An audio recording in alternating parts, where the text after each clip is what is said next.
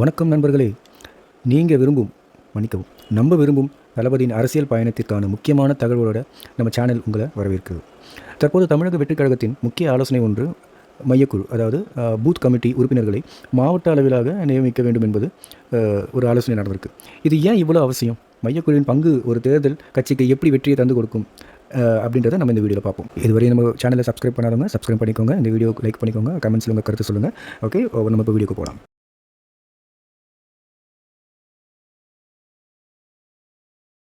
Right, வீடியோக்கு போகலாம். இப்போது நம்ம முன்னமே சொன்ன மாதிரி இந்த மையக்குழு கட்சியோட அடித்தளம், அதாவது இந்த மையக்குழு பூத் கமிட்டி அப்படின்றதெல்லாம் என்னன்றது பார்க்கலாம். இப்போ நம்ம ஒரு வீடு கட்டுறோம். அந்த வீடுக்கு அடித்தளம் சுத்தமாக இல்லைன்னா அந்த வீடு கட்ட முடியுமா? அதே மாதிரி ஒரு கட்சி மையக்குழு ரொம்ப முக்கியமானது. நம்ம ஏரியா, நம்ம மக்கள், நம்ம நிலைமை, இதை யார் படிச்சிருக்கோம்? நம்ம மக்கள் சிந்திக்கணும், பேசணும், புரியணும். அதுதான் மையக்குழுவோட வேலை. அதாவது நம்ம மக்களை பற்றி இந்த மையக்குழுவுக்கு எல்லாமே இன் அண்ட் அவுட் தெரிஞ்சிருக்கும். அப்புறம் வாக்காளர்கிட்ட நேரடி தொடர்பு இந்த மையக்குழுக்கு இருக்கும். வாக்காளர் எங்கே இருக்காங்க, எங்கே போயிட்டாங்க, இப்போ சில ஆளுங்க ஒரு இடத்துலேருந்து மாறிடுவாங்க, வேறு இடத்துக்கு போயிடுவாங்க.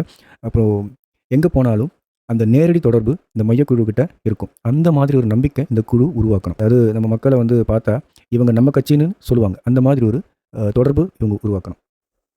3வது, வாக்கு விழிப்புணர்வு. அதாவது இந்த மையக்குழு அவங்களோட முக்கியமான பணி என்னன்னு சொன்னால், வீடு வீடாக போய் நம்ம வாக்கு, ஒருத்தரோட வாக்கு எவ்வளோ முக்கியமாக அப்படின்றத அவங்களுக்கு நினைவூட்டணும், அவங்களுக்கு ஞாபகப்படுத்தணும். அதுதான் இந்த மையக்குழுவோட மையப்பணி. ஒரு வார்த்தையில் சொல்லணும்னா, ஒரு செயல் நடக்கிறது நம்பிக்கையால். அதுதான் இந்த குழுவோட செய்யப்போகுது. இதுவரை சொல்லிட்டு இருந்தது எல்லாமே தேர்தலுக்கு முன்னே நடக்கிற வேலை. இப்போ தேர்தல் நாளில் என்ன பண்ணுவாங்க, இந்த மையக்குழு என்ன பண்ணுவாங்க அப்படின்னா, நம்ம எல்லோருக்கும் தெரியும் தேர்தல் நாளுக்கு முன்னாடியே என்னெல்லாம் செய்யலாம்னு. அது அந்த நாளை ஞாபகப்படுத்துறது, அந்த நாளுக்கு அந்த தேர்தலில் எந்தெந்த வார்டில் போய்ட்டவங்க, எந்தெந்த கவுண்டரில் போய்ட்டவங்க அவங்க வாக்கு செலுத்தணும் அப்படின்ற விஷயங்கள். அது மாதிரி அந்த நாள் அந்த இடத்துல இருக்கிற மாதிரி எதுவும் முக்கியமே இல்லை. அப்போ தப்புகளை சரி செய்து நம்ம மக்கள் சவாலுக்கு தீர்வு தருறது, அதுதான் நம்ம மையக்குழுவோட வேலை. 5வது, நம்ம தளபதியோட முறைப்படி திட்டம். ஒரு கட்டத்தை கட்டணும், ஒரு கட்டிடத்தை கட்டணும். ஓகே, அப்போது கட்டுமானம் ஒழுங்காக இருந்தால் தான் அந்த கட்டிடம் முழுமையும். அதுக்கப்புறம் கட்சியின் வளர்ச்சியோட அடித்தளம். மையக்குழு என்பது கட்சியின் அடிப்படையாக இருக்கும். புதிய மாற்றம், வலுவான தலைமை பொறுப்பாளர்கள் மையக்குழுவிலிருந்து பிறக்க வாய்ப்பு அதிகம். அதாவது ஒரு மையக்குழுவிலிருந்து அவங்க செய்கிற வேலை, அவங்க எவ்வளோ உள்ளார்ந்து செய்கிறாங்க, அதிலிருந்து புது தலைமை உருவாகும். அதுதான் இந்த மையக்குழுவில் ஒரு முக்கியமான விஷயம். அதாவது நம்ம தளபதியோட மெயின் என்னன்னு சொன்னால், தலைவர்களை மேலே தேடாதீங்க, தலைவர்களை அடிமட்டத்திலேருந்து தேடுங்க அப்படின்றது அவரோட மெயின் கொள்கை.